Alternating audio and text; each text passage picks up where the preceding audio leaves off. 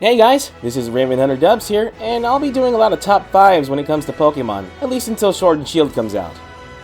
Now keep in mind, this is only towards my top 5. This doesn't mean it's the top 5 overall. So if you have your own opinion, and if you want to put your top 5 in the comments, feel free to do so. I'm actually quite curious. Anyway, let's go ahead and get started with my top 5 rivals in Pokemon games.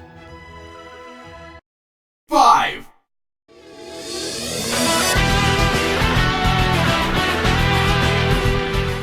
Wally seemed like the kind of kid who gets bullied in school. Extremely shy and cautious about everything. He's kind and sweet and honestly still a beginner. Sure, you beat him down a couple times when you encounter one another, but even beating him only pushes him further into getting stronger. I can only assume he worked his way through the gym leaders just as you did, as he literally comes down waiting for you for a battle before reaching the end of Victory Road. It probably didn't show as much in the first games, but with the remake of Omega Ruby and Alpha Sapphire, not only does this show more of him as a character, but also how far he's gotten. Especially when he comes with not only a Gallade instead of a Gardevoir, but also the first ever introduced Mega Evolution of Gallade. If anyone had gotten their hands on this Pokemon first, I'm more than glad that it was Wally. Especially with the new and badass theme they gave him. 4.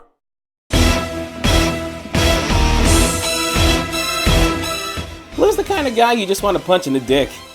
Yeah, he's the kind of cocky snot-nosed brat who literally one step ahead of you every single time. And to just be more of a dick, he even becomes champion first. Yeah, you got to fight and beat him in battle multiple times, but for some weird-ass reason, he's still ahead of the game than you are. Even if he does get hella salty when you beat him over and over, eventually that all dies down after you beat him in your last battle at the Elite Four. Sure, he was a dick along the journey, but at least he gave you a reason to push forward. He even was respectful enough to take the loss like a champ. Unlike his Gramps, who would purposely show up right after you take that title away from him. But I guess the apple doesn't fall too far from the tree. 3.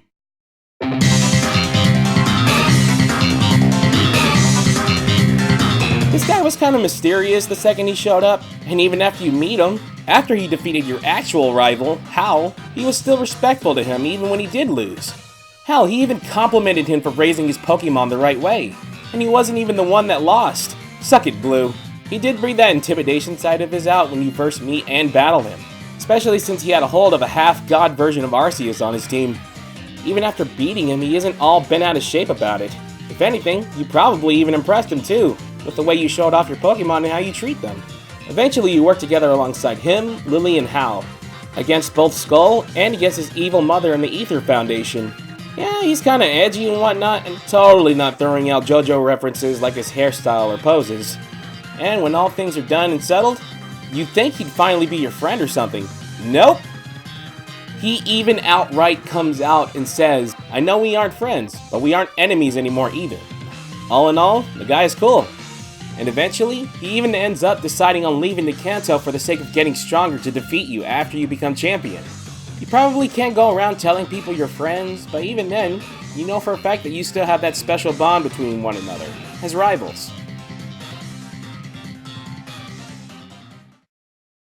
2.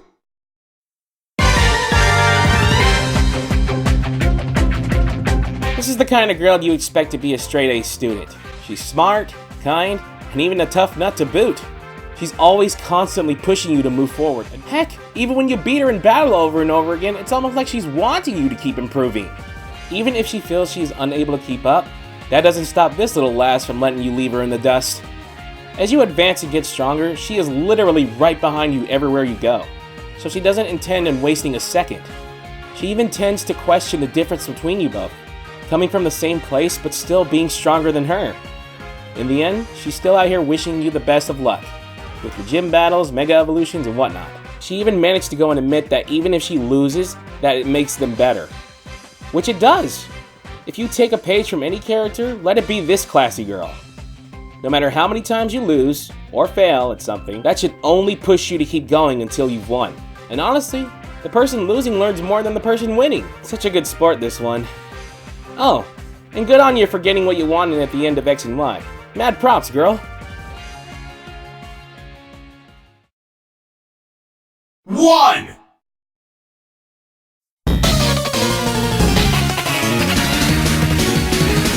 The guy's had it rough. It's not like he asked to have the Father of the Year when it came to being a Pokemon trainer. Blue was kind of the bully to you in Red and Blue, but damn, did this guy have so much hate. He even outright bullies you by pushing you and insulting you at any chance he got. But I wouldn't hold it against him. It's his hate towards his pops, but mostly Team Rocket, in which his father is the leader of, after all. At the start, they just made you believe he was just some punk that was trying to get in your way. But even then, beating him only pushed him more into becoming stronger. The first half, you could probably see the guy about the same as Paul from Diamond and Pearl. And boy oh boy was that guy the biggest dick to not only Ash and his friends, but even his own Pokemon.